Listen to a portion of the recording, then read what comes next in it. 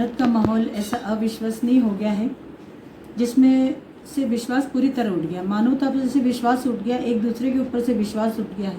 प्रत्येक व्यक्ति जो है वह सहमा हुआ है, डरा हुआ है। आज के माहौल में यदि कोई मानवता को ला सकता है तो वो है गौतम बुद्ध का मार्ग, जिस पे चल कर के हम मानवता के लिए काम कर सकते हैं। और ये बौद्ध धर्म जैसा बौद्ध धर्म करुणा और मित्रता का मानवीय संदेश देने वाला है। गौतम बुद्ध की यही विशेषता है कि उन्होंने हमेशा करुणा, मैत्री, मानवता, भाईचारा, नैतिकता, शील इन पर जोर दिया है और ये आज हमारे लिए बहुत ही प्रासंगिक हो गए हैं। उन्होंने जो अपने जन्म के बाद उनसे बड़ा कोई भी ऐसा व्यक्ति नहीं होगा, कोई भी इतना बड़ा त्यागी नहीं मिला होगा जिसने कि एक राजकुमार होते हुए सर्वगुण सभी सुखों में रहते हुए उनकी सुंदर पत्नी, पुत्र इन सब को छोड़ करके जन कल्याण के लिए, लोगों के कल्याण के लिए मार्ग चुनने के लिए अपना घर छोड़ा। ऐसा कहा जाता है कि गौतम बुद्ध बिना बोले चले गए थे, लेकिन कई बार कई लोगों ने जब उनका अध्ययन किया, उनके साहित्य का अध्ययन किया तो पता चला है कि गौतम बुद्ध शाक्य और कोलियों की लड़ाई के कारण जब ये निर्णय करना था उनको कि या तो वो लड़े, संघर्ष करे या फिर वो अपना राजपाट छोड़ के चले जाए, तब लोगों की भलाई के लिए संघर्ष की स्थिति ना बने, उसको टालने के लिए गौतम बुद्ध ने शांति का मार्ग चुना और अपना घर त्याग करके, पत्नी पिता की अनुमति ले करके और अपना महल त्याग दिया। ऐसे सुखों को त्यागने वाले ऐसे सुकुमार राजकुमार कभी कहीं कोई देखा नहीं होगा। उसके बाद उन्होंने अपने मार्ग को चुनने के लिए वो घनी तपस्या की। उन्होंने उस समय जो भी दर्शन चलते थे उसके अनुसार कार्य किया। उन्होंने घोर तपस्या की। तपस्या करने से उनका शरीर कृशकाय हो गया बिल्कुल, तो उनको ऐसा लगा जिंदा रहने के लिए कुछ खाना पड़ेगा, कुछ जिंदा रहने के लिए कुछ यत्न करना पड़ेंगे। तभी वहाँ से एक व्यक्ति जो है वो गुजरा, जिसने बताया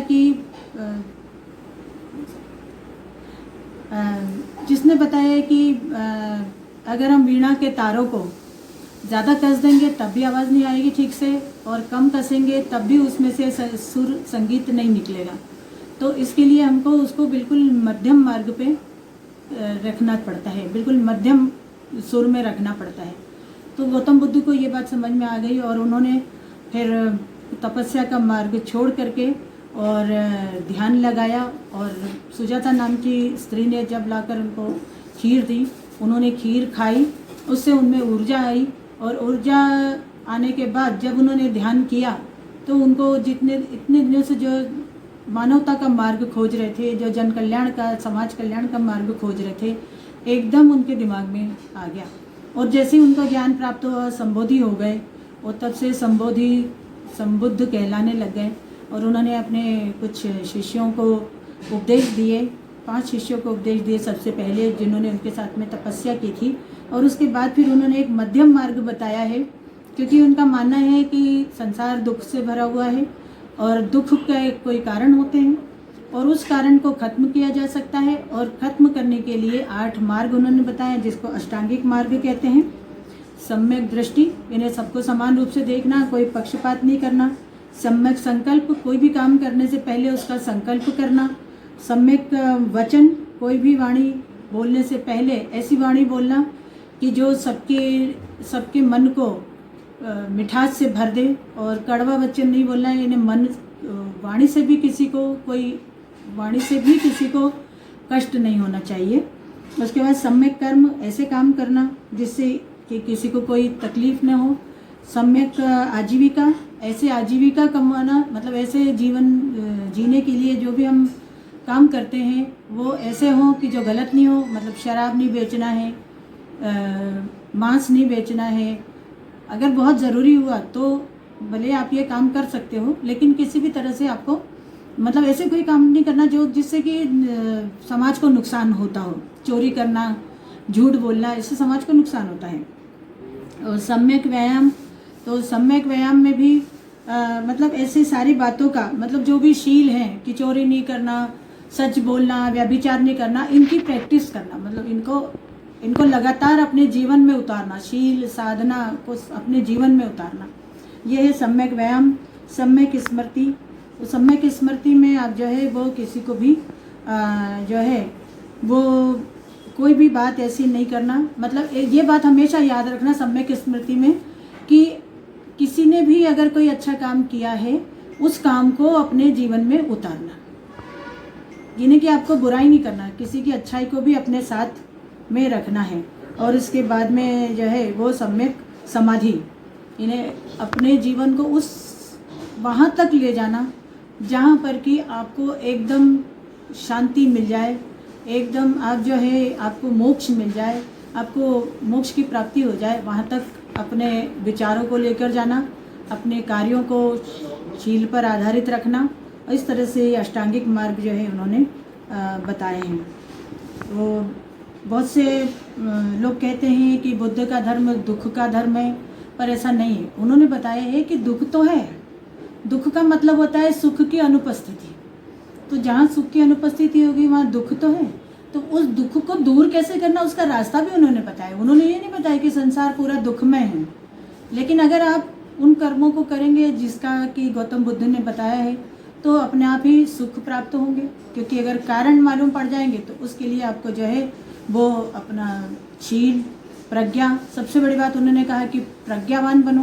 प्रज्ञावान का मतलब होता है कि बुद्धिमान बनो, ऐसा ज्ञान नहीं कि केवल किताबी ज्ञान हो, मतलब ऐसा ज्ञान हो कि जो सही गलत की पहचान कर सके।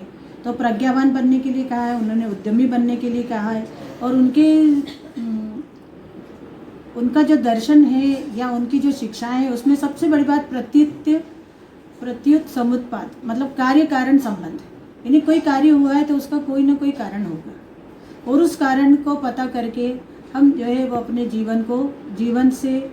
जीवन को सुखमय बना सकते हैं। और जहाँ तक अहिंसा का सवाल है, उन्होंने ये कहा है कि अहिंसा तब तक ठीक है जब आप शक्तिशाली हो लेकिन किसी को परेशान ना करते हो, तो वहाँ आपको अहिंसा का प्रयोग करना है। पहले उस समय में बहुत सी बलियाँ होती थी, कभी पशुओं की बलि भी होती थी। वो छोटी छोटी बात पे पशुओं को मार डालते थे कि हमारा ये काम हो गया तो पशु बलि दे दी, ये काम हो गया तो पशु बलि दे दी, कोई भी काम होता था तो पशु बलि दे दी जाती थी। तो उनका कहना ये था कि अपनी खुशी के लिए किसी की जान मत लो, लेकिन अगर आप पर कोई आपत्ति आती है तो अपने बचाव में आप हिंसा का प्रयोग भी कर सकते हैं। तो अपने बचाव के लिए हिंसा का प्रयोग करने के लिए उन्होंने मना नहीं किया है। कई बार लोग कहते थे कि बुद्ध जो है मांस भक्षण करते हैं, कोई जो उनका अनुयायी है उनको जब खाने पे बुलाता है और मांस परोसता है तो मांस भी खा लेते हैं, लेकिन उनका कहना ये है कि ये उसकी रोजी रोटी है। मेरे लिए अगर उसने किसी पशु की बलि दी हो तो मैं उसको लेने से एकदम इनकार कर दूंगा, लेकिन जो भी है जो आजीविका के लिए कोई भी काम कर रहे हैं, तो उस समय बधिक भी जो है एक जीविका थी, आज भी है। तो इसलिए उन्होंने अहिंसा को जो है वो उस हद तक ठीक माना है कि आप शक्तिशाली हो लेकिन किसी को सताओगे नहीं, किसी के प्रति हिंसा नहीं करोगे। तो दो चीज़ें हैं, एक दुख का और एक अहिंसा का। तो अहिंसा का भाव जो है वो सब, अहिंसा का भाव तब आएगा जब हम सभी प्राणियों के प्रति दया का भाव रखेंगे। और करुणा उनका जो है मुख्य, करुणा मैत्री का मतलब होता है कि मित्रता, तो वो छोटे बड़े सभी से की जा सकती है। मतलब आप जानवरों के प्रति मैत्री भाव रखो, आप जो है अपने बड़ों के प्रति मैत्री भाव रखो, आप छोटों के प्रति मैत्री भाव रखो, आप पड़ोसी के प्रति मैत्री भाव रखो, आप अपने जितने मिलने वालों के प्रति मैत्री भाव रखेंगे तो आप जो है वो कभी भी उनके प्रति कहीं कोई आप उनके प्रति आपके मन में कोई दुर्भावना नहीं आएगी। तो इस तरह से गौतम बुद्ध जो है वो हमेशा से ये कहते थे कि कहीं भी कभी भी हमको अपने पथ से अलग नहीं होना है, अपने उद्देश्य से अलग नहीं होना है, और हमेशा उद्यम करते रहना है और जीवन को अपने लक्ष्य की ओर बढ़ाते जाना है। इसके लिए हमको किसी की मदद नहीं लेनी है और अपने बारे में स्वयं विचार करना है, अपने दीपक आप बनना है।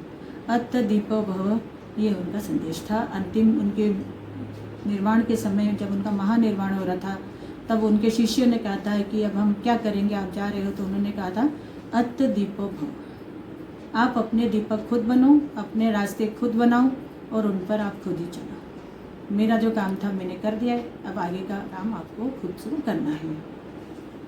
तो नमो बुद्धाय, और आप सभी को बुद्ध पूर्णिमा की सभी को शुभकामनाएं, और सभी के लिए शुभ हो। और जल्दी ही हमारे यहाँ पर ये बीमारी के कारण, महामारी के कारण जो अव्यवस्थाएं हो रही हैं, जो लोगों का भरोसा उठ रहा है एक दूसरे पर से, शीघ्र भाईचारा कायम हो जाए सबके बीच में और सब लोग सुखी रहें, प्रसन्न रहें, ये शुभकामनाएं। वर्ल्ड एक्सप्रेस चैनल एक बहुत अच्छा काम कर रहा है और लगातार भगवान बुद्ध के विचारों से लोगों को अवगत करा रहा है।